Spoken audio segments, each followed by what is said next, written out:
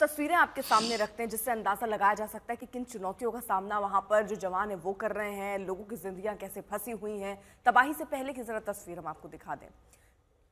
नदी किनारे किस तरह खूबसूरत गांव आपको नजर आ रहे होंगे, और जब तबाही आई तो चीख पुकार मच गया, क्योंकि अंदाजा ही लोगों को नहीं लगा। जब वो शोर उन्होंने सुना तो उन्हें समझ आया कि अच्छा यहाँ पर सैलाब जो है वो हमारी तरफ बढ़ रहा है। और जब तक वो समझ पाते, हालांकि कुछ लोग भागते जरूर नजर आए, लेकिन सैलाब की रफ्तार इतनी तेज थी और कुछ सेकेंड्स में ही देखिए पूरा का पूरा जो गाँव है वो कैसे तबाही में समाता नजर आ रहा है। और तबाही के बाद आप देखिए कुछ भी नहीं बचा। जहां आपको सुंदर सुंदर घर और गांव नजर आ रहे थे, अब सब वहां तबाह हो चुका है।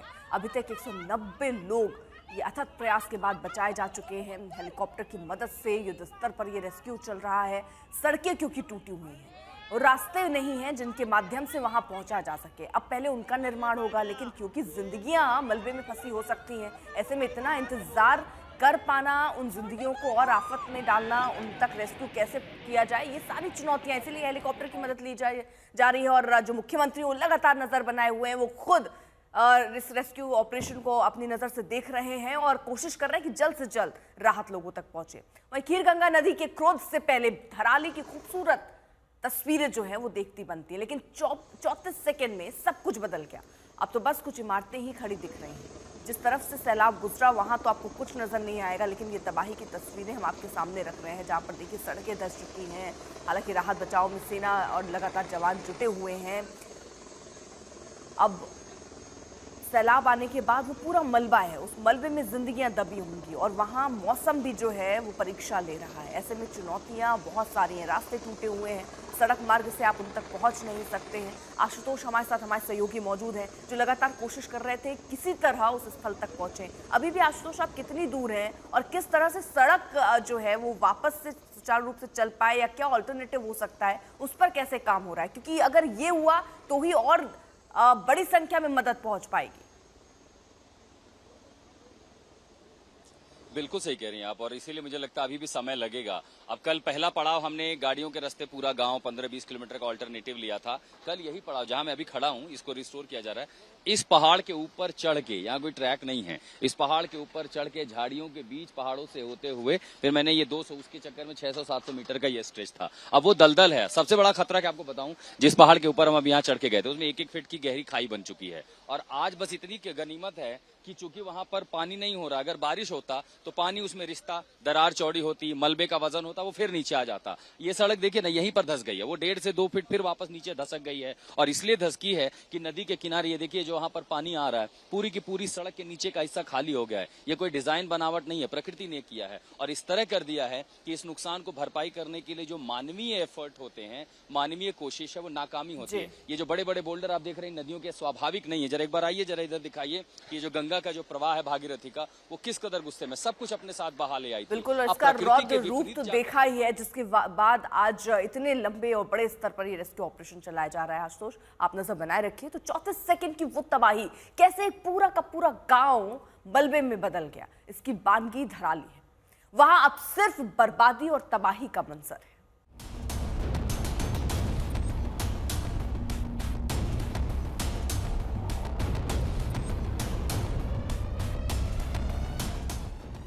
क्या से क्या हो गया?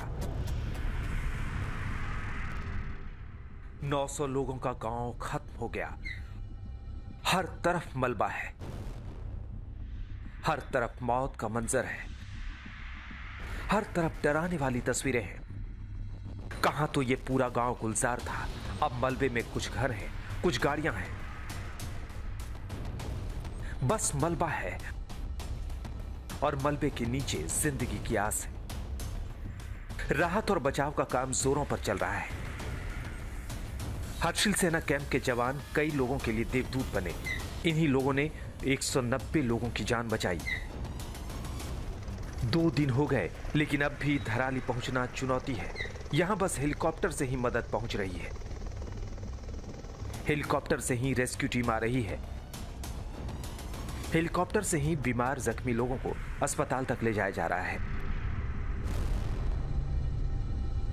आईटीबीपी जो है, मेन रूप से आईटीबीपी की अभी 3 रेस्क्यू ऑपरेशन चल रहे हैं। 2 मेजर है, एक अपना चल रहा है धराली में और दूसरा हमारा चल रहा है किन्नौर कैलाश रूट पर।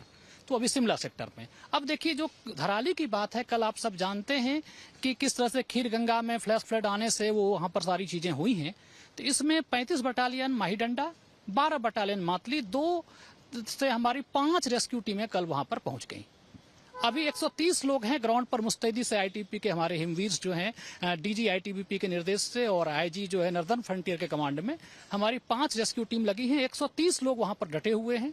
आज 100 लोग और हमने मोबिलाइज किया है, तो रेस्क्यू ऑपरेशंस में तेजी आएगी। एक आउटपुट आपको मतलब एक ऐसी चीज बता रहा हूं कि आज हमने वहां पर कम्युनिकेशन सेटअप भी अपना स्टैब्लिश कर लिया है। सिविल एडमिनिस्ट्रेशन को हम हेल्प कर रहे हैं।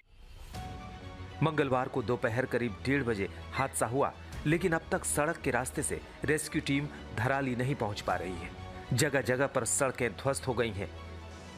रास्ते पर कहीं मलबे का अंबार है तो कहीं पुल ही गायब है। ऑपरेशन जो कल से शुरू हुए हैं और उसके बाद करीबन जो बड़ी संख्या में और लोगों को एसडीआरएफ के और एनडीआरएफ के लोगों को भेजा गया है, इसकी वजह से ये हम समझ सकते हैं कि वहां जो संख्या 130 थी धराली में और हर्षिल में, वो कुछ ज्यादा हो गई। अगर ज्यादा मैन पावर अगर है तो आप जो राहत बचाव कार्य उसमें रफ्तार आएगी। हम जहां पर हैं अभी भी वहीं, उससे आगे पहुंचना ही बड़ा मुश्किल है। इतने तमाम रास्ते कोशिश कर लिए, ट्रैक कर लिए, पहाड़ों के हिस्से को चढ़ करके चले गए, लेकिन एक चीज तो फिलहाल वो असंभव लगती है अगले कम से कम 1 सप्ताह के लिए है, वो है सड़क मार्ग से धराली या हर्षिल पहुंचना। और सबसे बड़ी चुनौती इसीलिए अभी भी सरकार की, प्रशासन की इसी सामने खड़ी है कि पहले तो आपको इन रास्तों को दुरुस्त करना है। ये देखिए, ये पहला जो रास्ता पूरा का पूरा हिस्सा गिर गया है, तो अब पहाड़ को काटा जा रहा है। जब ये गिर जाएंगे तो गाड़ियां बड़ी निकलेंगी। हाईवे का काम भी जोर शोर से चल रहा है। कोशिश है कि धराली तक रास्ते किसी तरह से चालू किए जाएं। जो हमारी एडवांस टीम है जो इक्विपमेंट्स लेके आ रही है, अगर रोड्स खुल जाएंगे तो वो टीम पहुंच जाएगी। उसके बाद रेस्क्यू का काम बड़ी तेजी से होगा। इसके अलावा जो यात्री यहाँ पे फंसे हुए हैं, लगभग 300 से 400 के आसपास हैं, उनको ले जाने का लिए जो अरेंजमेंट्स करने हैं उसको भी हम लोग कोऑर्डिनेट कर रहे हैं। 5 तारीख को जिस तरह से तबाही आई वो वहां के लोगों के लिए किसी प्रलय से कम नहीं था। 50 तक मतलब होटलें बह गए और आपका 200-250 से ज़्यादा लोगों का हताहत होने का भी खबर है और कुछ लोग का भी लाश मिला है यहाँ पर। हाँ जी, बहुत ही खतरनाक था साहब। मैं अपनी लाइफ में 50 साल मेरी उम्र हो गई है और मेरे पिताजी लोगों के मेरे से भी बड़े हैं, मेरे जो दादा लोग थे उन्होंने भी कभी मतलब ऐसा नहीं बताया कि ऐसा ऐसा कभी हुआ होगा। मैं उस समय भोजन करके, जैसे मैंने आवाज़ सुनी तो हम भोजन कर चुके थे और हम बाहर निकले, और बाहर जैसे निकले तो हमने फिर पहले मोबाइल निकाला और फिर सीटी बजाना प्रारंभ किया कि ताकि लोग इधर उधर समझ जाएं कि नदी का स्तर बढ़ रहा।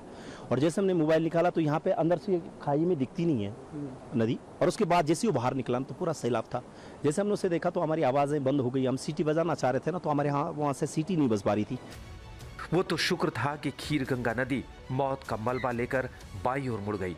अगर 100 मीटर दाईं ओर भी मुड़ती तो तबाही और भी भयानक होता। खीर गंगा की दूसरी तरफ मेला लगा था और उस वक्त वहां काफी लोग थे, काफी सैलानी थे। ओंकार बहुगुणा और आशुतोष मिश्रा के साथ मंजीत नेगी, धराली आज तक।